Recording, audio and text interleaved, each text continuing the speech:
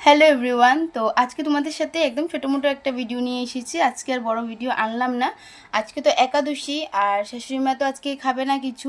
তার জন্য আমাদের জন্য রান্নাবান্না করেছি। আর কি রান্নাবান্না করেছি আজকে একদম সব নিরামিষ। আজকে আর মাছ-টাছ কিছু আনিনি। তো চলো দেখতে থাকো আজকে কি রান্নাবান্না করেছি। একদম নর্মাল বলতে অনেক কিছুই করেছি, কিন্তু মানে ওরকম একটা করিনি, অল্প অল্প করে করেছি। চলো দেখে নাও।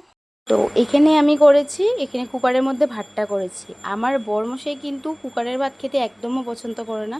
ও তো একদম মাথা গরম করে ফেলে যদি কুকারের ভাত দিই। ও ডেকচির ভাতটা খেতে মানে ভালোবাসে। তো ও আসলে আমরা ওটাতেই বানাই। আর এখানে শাক করেছিলাম।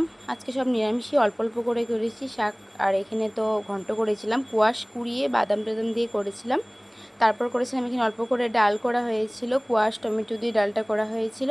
এখানে করা হয়েছিল সয়াবিন তরকারি। আর আমাদের বাড়িতে রোজ দিনই নিরামিষ হয়, আমিষটা তো ওই সাইডে হয়ে যায়। আর এখানে ফুলকপির তরকারি। তো তোমাদের যদি ভিডিওটি ভালো লেগে থাকে তো অবশ্যই লাইক কমেন্ট শেয়ার ফলো করে দিও। কালকে আবার আরেকটা ভিডিও নিয়ে আসবো। Bye bye.